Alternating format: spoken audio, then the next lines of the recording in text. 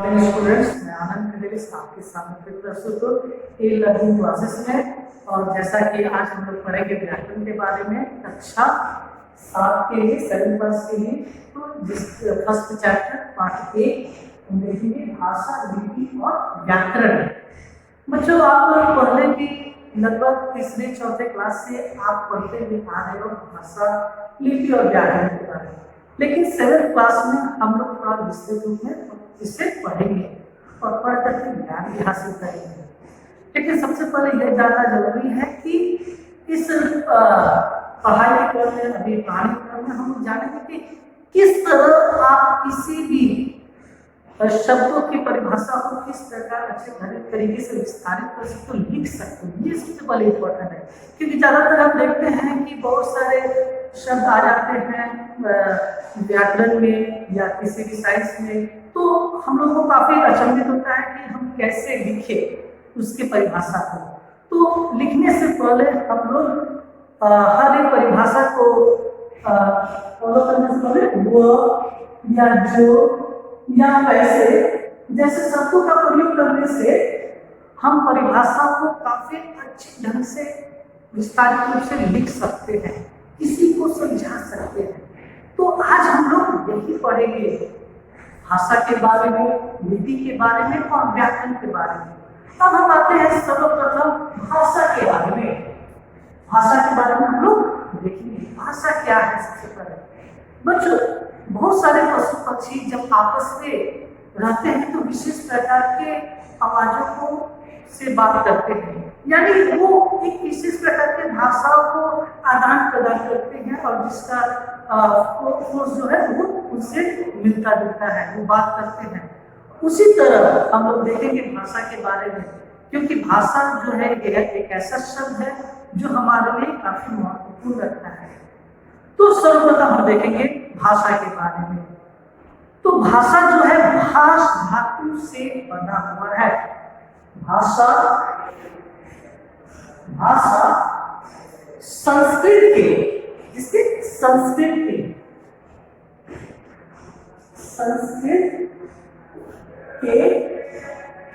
भाष धातु से लिया गया है, जिसका अर्थ होता है कहना। बहुत सारी किताबों में अलग अलग दिए होंगे, उसी तरह आपके भी किताब में अलग अलग से दिया गया होगा। तो कहना आप अपनी किताब में देखोगे कुछ अलग तरीके से उसमें लिखा होगा। तो भाषा, सबसे पहले हम जानेंगे यहाँ पर भाषा के बारे में। अगर देखें तो हम देखेंगे कि एक साधारण से उदाहरण हम देखते हैं कि जब आप अपने विद्यालय में जाते, सेंट माइकल्स एकेडमी में पढ़ते हो और छुट्टी होने के पश्चात जब आप घर जाते हो तो निकलते समय आप किसी न किसी प्रकार के वाहन का प्रयोग करते हो, रिक्शे का प्रयोग करते हो, टेम्पो का प्रयोग करते हो और प्रयोग करने के बाद आप अपने घर पहुंचते हो। तो वो सारी चीजें क्या है हमारे लिए, सोच के बताइए। वो सारी चीजें हमारे लिए क्या है? वेरी गुड, वो एक साधन के रूप में है। तो भाषा भी एक साधन है। यहाँ पर मैं बोल रहा हूँ, मेरी आवाजें आप तक पहुंच रही है किसी न किसी माध्यम से। आप मोबाइल देख रहे हो या लैपटॉप देख रहे हो, लेकिन लैपटॉप से जो ध्वनियां निकल रही है वो आपके कानों तक पहुंच रही है। तो यहाँ पर जो ध्वनि होती है वो हमारे लिए साधन का काम करती है। तो भाषा क्या है? एक साधन है। हम कह सकते हैं भाषा वह साधन जिसके द्वारा हम अपने मन की अब देखो यहाँ पर आप देखोगे, जिसके द्वारा हम अपने मन की, और मन कहाँ होता है? यहाँ पर। मन आपको, आप ध्यान से देखोगे, मन के बातों एवं विचारों को क्या करते हैं? एक दूसरे के सामने प्रकट करते हैं। मन की बातें। तो ये मस्तिष्क मैंने दिखाया है मन, अर्थात यह जो है हमारे ज्ञानेंद्रियों से जुड़ी होती है। और हमारी कितनी ज्ञानेंद्रियां हैं बताइए, सेंस ऑर्गन्स जिसको हम लोग करते हैं 5, आंख, नाक, कान, जीभ और त्वचा। आप देखेंगे आंख, नाक, कान, जीभ और त्वचा।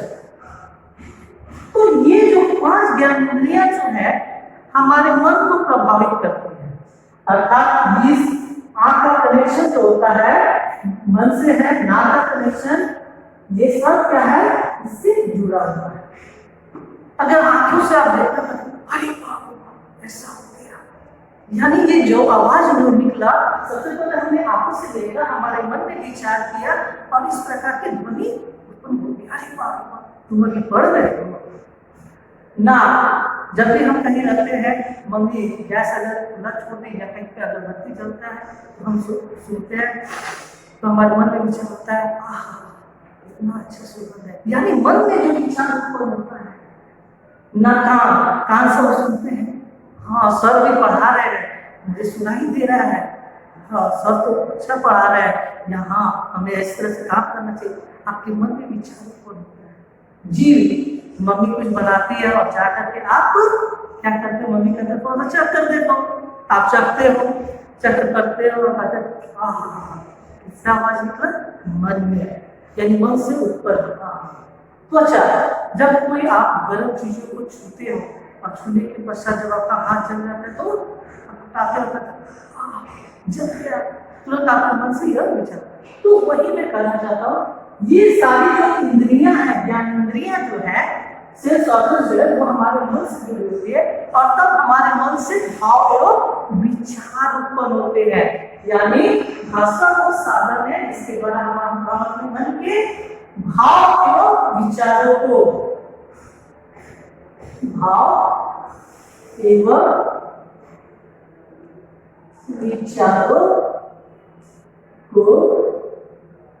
क्या करते हैं, एक दूसरे के सामने प्रकट करते हैं। जैसा कि मैं अपने भाव विचारों को आपके सामने प्रकट कर रहा हूं, तो एक दूसरे के सामने प्रकट करते हैं।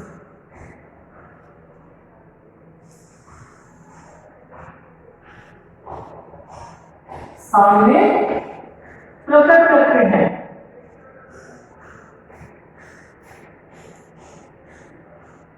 उसे ही क्या करते हैं, भाषा करते हैं। तो बच्चों ध्यान देंगे इस परिभाषा को कि भाषा वह साधन है, मैंने कहा कि वह जो वैसे जैसे शब्दों का प्रयोग करोगे तो आप अच्छे ढंग से उसको परिभाषित कर सकते हो। तो भाषा वह साधन है जिसके द्वारा हम अपने मन के भाव एवं विचारों को एक दूसरे के सामने प्रकट करते हैं, उससे भाषा करते हैं। और सबसे पहले हम लोगों ने जान लिया कि भाषा जो है संस्कृत के भाष धातु से बना है, जिसका अर्थ होता है धातु, जिसका अर्थ होता है कहना या बोलना। अब हम आते हैं आपकी किताब की, आप भी जानोगे कि किताब में भी बहुत सारी परिभाषाएं लिखी है और उस परिभाषा को आप जानोगे और या तो ये परिभाषा लिख सकते हो या किताब में उपस्थित जो परिभाषा आप लिख सकते हो। तो भाषा के बारे में बताया गया है कि मनुष्य ही एक ऐसा प्राणी है जो सोच समझ सकता है। जैसा कि मनुष्य के पास ज्ञानेंद्रियां हैं और इन ज्ञानेंद्रियों से वो सोच समझने की शक्ति उसे मिलती है। अपने मन के भाव विचारों को दूसरों तक पहुंचा सकता है, अपनी बातों को दूसरों तक पहुंचाना तथा उनकी बात समझना भाषा कहलाता है। दूसरी बात बताया गया कि भाषा वह साधन है जिसके द्वारा मनुष्य अपने भाव एवं विचारों को आदान प्रदान करता है। ये भी लिख सकते हो या जो मैंने बताया वो भी आप लिख सकते हो। भाषा शब्द देखिए आपकी किताब में भी लिखा हुआ है कि भाषा शब्द संस्कृत के भाष धातु से बना है, जिसका अर्थ होता है वाणी या आवाज या कहना। बहुत सारी किताबों में आपको कहना भी मिल सकता है। अब हम आते हैं भाषा के रूप। भाषा के रूप हम आए तो जैसा कि आप जानते भी हो कि भाषा को दो रूपों में बांटा गया है। भाषा के दो रूप है, पहला मौखिक भाषा और दूसरा लिखित भाषा। मौखिक और लिखित। तो मौखिक और लिखित, और आपके जो पुराने जो दादा दादी होंगे वो पढ़े होंगे कि भाषा के 3 रूप उस समय चलते थे, मौखिक भाषा, लिखित भाषा और सांकेतिक भाषा। लेकिन यहाँ पे 2 ही दिखाया गया है। एक सांकेतिक भाषा उसको रखा गया है, लेकिन अलग तरीके से उसे हम लोग व्याकरण में प्रयोग करते, जो कि आगे हम लोग पढ़ेंगे। तो सबसे पहले हम जानेंगे कि एक छोटे से कहानी के जरिए मैं बताना चाहता हूँ कि यह भाषा के अंदर में मौखिक और लिखित क्यों है, सांकेतिक क्यों नहीं है। तो एक छोटी सी कहानी है कि एक बार व्याकरण शास्त्रियों की एक बैठक चल रही थी, उसमें बहुत सारे लोग शामिल थे। उसमें मौखिक भाषा वाले यानी जो गूंगे होते थे वो भी शामिल थे। तो एक बार उन्हें बुलाया गया बोर्ड पर और कहा गया कि बारी बारी से आप अपने भाषा का विस्तार कीजिए, आप बताइए। तो सबसे पहले मौखिक भाषा जो है उनके सामने आए और आकर के बोलना शुरू कर दिए। और देखा गया कि जब वो बोल रहे थे तो सारे लोग उसे समझ रहे थे, जैसा मैं बोल रहा हूँ और आप समझ रहे हो। दूसरी बात, उसके बाद फिर लिखित रूप से आए, एक व्यक्ति आया और उनको लिख करके दिखाना शुरू कर दिया बोर्ड पर। बहुत सारे लोगों ने देखा और समझ गया कि हाँ ये यह कहना चाह रहा है, ये बातें स्पष्ट करना चाह रहा है। और तीसरे जो व्यक्ति थे जो सांकेतिक भाषा का उदाहरण देना चाहते थे, वो आए और कुछ ऐसे तरीके का इशारा करने लगे जिसे समझना मुमकिन नहीं था। जैसे मैं अभी कर रहा हूं तो आप नहीं समझ पा रहे, नहीं समझ पा रहे कि मैं क्या कर रहा हूं।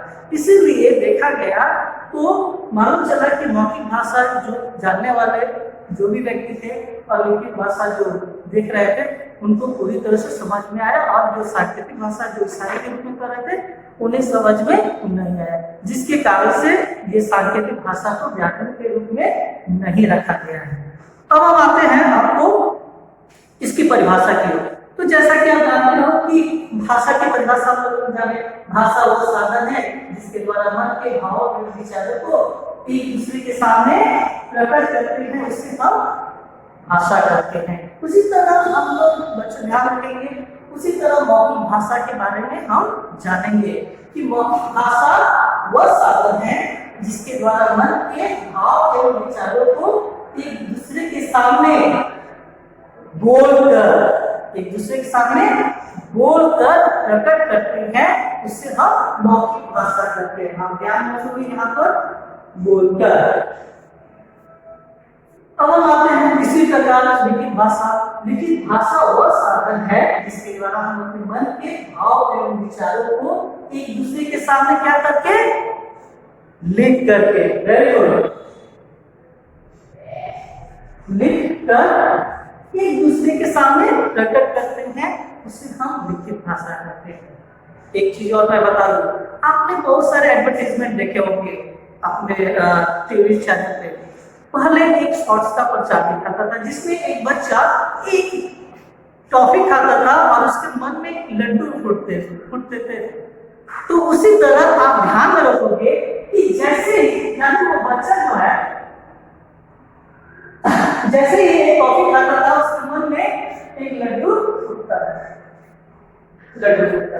यहाँ पर आप ध्यान देंगे कि जब भी भाषा की बातें होंगी तो आपके भी मन में 2 लड्डू फूटने चाहिए। कौन कौन बताइए? वेरी गुड, लिखित और मौखिक।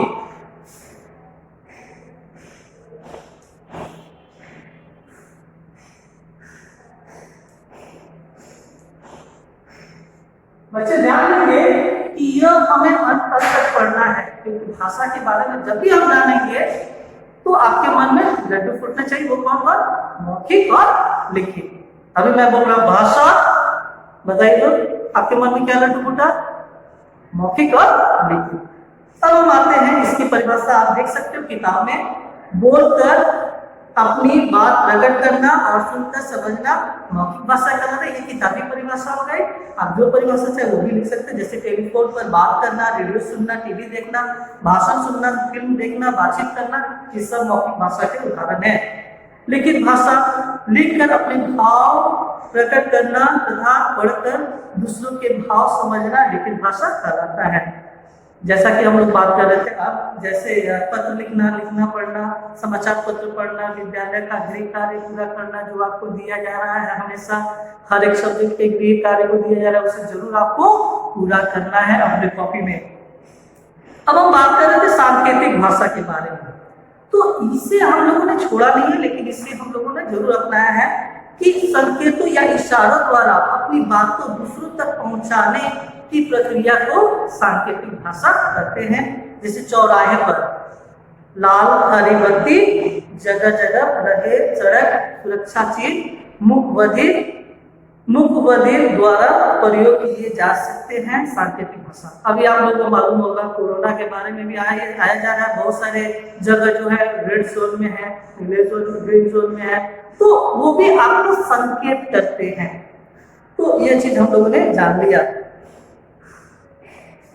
तो आज आपका गृह कार्य है, आप ध्यान में रखोगे कि आप घर से लिख कर आओगे भाषा किसे कहते हैं, भाषा को कितने भागों में बांटा गया है और भाषा का अर्थ क्या होता है, ये 3 कार्य आप लिख करके आओगे। इसके बाद नेक्स्ट क्लास में हम लोग देखेंगे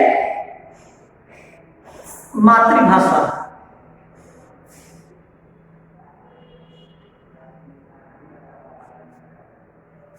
आज के लिए इतना ही, तब तक के लिए हमें इजाजत दीजिए। फिर दूसरे भाग में हम बहुत सारी बातों को पढ़ेंगे भाषा के द्वारा ही संबंधित।